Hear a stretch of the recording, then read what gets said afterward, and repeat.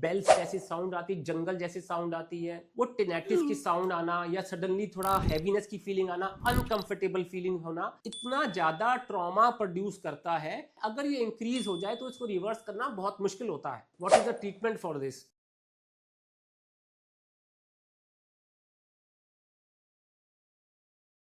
Hello friends, आज हम discuss करेंगे hearing loss in young adults. पिछले कुछ सालों से मेरी ओपीडी में ऐसे यंग पेशेंट्स आ रहे हैं जिनको हेयरिंग लॉस शुरू हो गया है। कुछ अजीब तरह की टिनेटिस आवाजें आती हैं, रिंगिंग सेंसेशन आता है, कुछ बेल्स जैसी साउंड आती है, जंगल जैसी साउंड आती है। किसी को लगता है कि मेरे को हल्का सा कम सुनने लग गया है या थोड़ा फोकस करना पड़ रहा है मेरे को सुनने के लिए। ये आजकल यंग एडल्ट्स में बहुत कॉमन है। इनफैक्ट कुछ दिनों से इस दिवाली के बाद पेशेंट्स की जो नंबर ऑफ पेशेंट्स है वो बढ़ गए हैं। That is one of the cause is कि जो आवाज पटाखे वगैरह की वजह से थी, उसकी वजह से वो टिनेटिस की साउंड आना या सडनली थोड़ा हैवीनेस की फीलिंग आना, अनकंफर्टेबल फीलिंग होना, वो अब स्टार्ट हो गया है। तो दोस्तों ये सब चीजें पिछले कुछ सालों में इसलिए इंक्रीज हो गई हैं क्योंकि आजकल जो यंग जनरेशन है, जेन जी जो है, वो क्या करती है, हेडफोन्स लगा के, ईयर प्लग्स लगा के लगातार चल रही है। चाहे मेट्रो पे, चाहे रोड्स पर, कहीं भी जाना है उनके कान में लगा हुआ है। और वो इतना ज़्यादा ट्रॉमा प्रोड्यूस करता है कि धीरे धीरे धीरे जो नर्व सेल्स हैं वो वीक होना शुरू हो जाते हैं।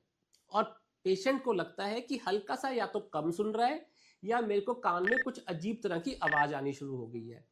अगर आपको ऐसा लगने लग जाए तो सावधान हो जाएं, क्योंकि ये चीज़ एक स्टार्टिंग होती है। अगर ये इंक्रीज हो जाए तो इसको रिवर्स करना बहुत मुश्किल होता है। इनफैक्ट कई बार तो ये इम्पॉसिबल हो जाता है। तो अगर आपको लगता है कि आपको टिनेटिस हो रहा है, कुछ रिंगिंग सेंसेशन हो रही है, तो अपने डॉक्टर को तुरंत मिलें, अपना जांच कराएं और जितनी जल्दी हो सके इसको ठीक कराएं। दोस्तों, अगर आपको ये प्रॉब्लम परसिस्ट करती है, आप ठीक नहीं हो पाते हैं, तो क्या करना चाहिए? What is the treatment for this? दोस्तों, अगर आप ये चीज़ें फील करने लगे हैं कि टिनेटिस हो रही है, कम सुन रहे हैं, अपने ईएनटी डॉक्टर से मिलें।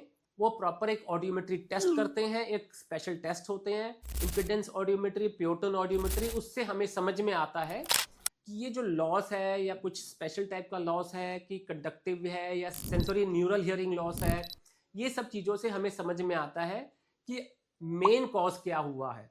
अगर हम मेन कॉज को जल्दी पकड़ लेते हैं तो इसको ठीक करना आसान रहता है, मेडिकल ट्रीटमेंट से ठीक भी हो जाता है। अगर ये सेंसरी न्यूरल हियरिंग लॉस हो जाता है जिसमें नस वीक हो जाती है, उस केस में इसको रिवर्स करना मुश्किल हो जाता है। तो आपको क्या ध्यान रखना है कि इस स्थिति में आप पहुंचे ही नहीं।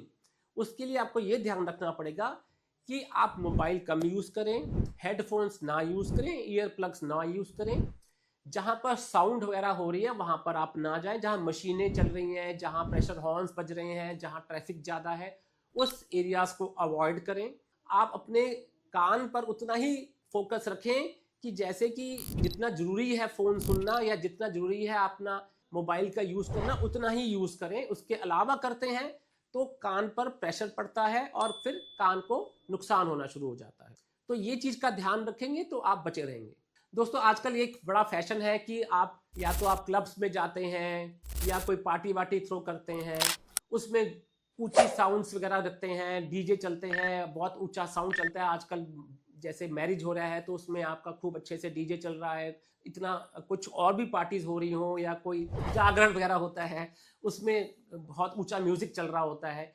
अगर आप इस ऊंचे म्यूजिक में थोड़ी देर ज़्यादा रह जाते हैं और आप स्पीकर के सामने हो जाते हैं, तो आप ध्यान रखिएगा, आपको सडनली लगता है कि सब कुछ गुमसा हो गया है या कुछ अजीब तरह की आवाजें आनी शुरू हो गई है। तो ये एक इंडिकेशन है कि आपने अपने कान को बैरोट्रॉमा यानी साउंड के ट्रॉमा से नुकसान पहुंचा दिया है। तो इन चीजों को या इन एरियाज को अगर अवॉइड करते हैं तो आप अपने कान को सेफ रख पाएंगे।